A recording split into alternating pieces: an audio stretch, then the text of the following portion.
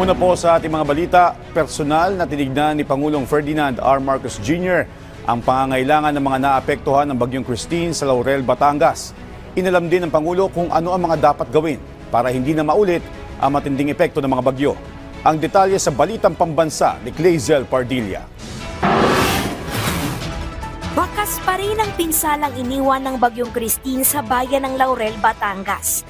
Lubog pa rin sa putik at baha ang ilang kabahayan. Apektado ang kanilang kabuhayan. Ito raw ang unang beses na nakapagtamo ng ganitong pinsala ang Laurel dahil sa bagyo, na personal na nasaksihan sa ginawang inspeksyon ni Pangulong Ferdinand R. Marcos Jr. kasama ang pinuno ng iba't ibang ahensya ng gobyerno. Kaya't nandito po, halos kalahati ng kabinete ay nandito po upang tignan kung ano po ang mga kailangang gawin. At nakita naman po namin ang mga naging problema na dala ng Christine dito sa inyo. Siyam sa 21 barangay sa Laurel ang labis na naapektuhan ng Bagyong Christine.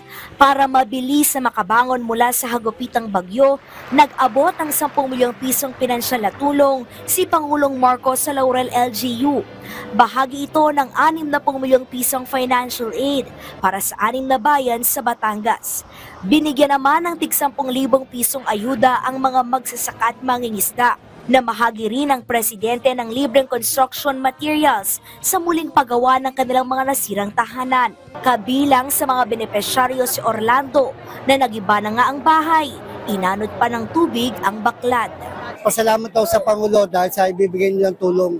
Malaking bagay yun para sa pag-uumpisa namin sa buhay, sa pamumuhay. Makakaasa kayo na ang pamahalaan ay patuloy nakabalikat ninyo sa pag-ahon mula sa hamong ito. Ipinangako ni Pangulong Marcos ang pagkumpleto sa Taal Lake Circumferential Road at pagsasaayos ng tulay na ito.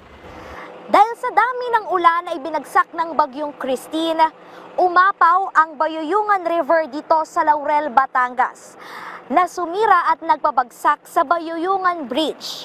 Wala ngayon makadaan sa tulay na yan na nagdurugtong sa mga barangay ng Poblasyon 3 at Bugaan East at West. Mahalaga ang daanang ito na kumukonekta sa mga bayan ng Laurel at Agoncillo, pati na rin Lemery, Batangas. Ang DPWH ay tinitignan na ang mga ito. Inaatasan ko rin sila na gawing prioridad ang pagpapagawa ng mga infrastrukturang ito na magawa sa lalong madaling panahon. Papalo sa 61 ang bilang ng mga namatay sa Batangas. Para maiwasan ang ganitong trahedya, puspusan ang ginagawang hakbang ng pamahalaan at pinare-review ang Flood Control Master Plan. Bagaman nakalatag ang mga flood control project ng gobyerno, doble sa Bagyong Ondoy ang ibinagsak na tubig ng Bagyong Christine na epekto ng climate change. Bumabaha siguro dati pero hindi ganito kalaki. Nagbago talaga ang panahon. Kaya gagawin natin, babaguhin natin ang mga design, patitibayan natin yung mga infrastructure, mga flood control, yung mga slope protection, pati yung mga tulay.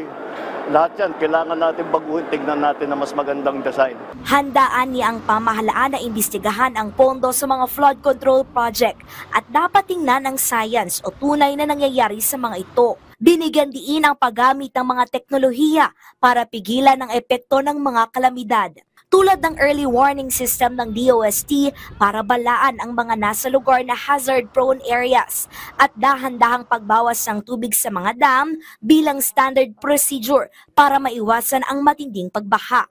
Pinadadalay rin ang pag-access sa mga pondo ng NDRRMC para mabilis na maayos ang mga kagamitan at pasilidad na nasira dulot ng sakuna. Mula sa PTV, Clazel Pardilla, Balitang Pambansa.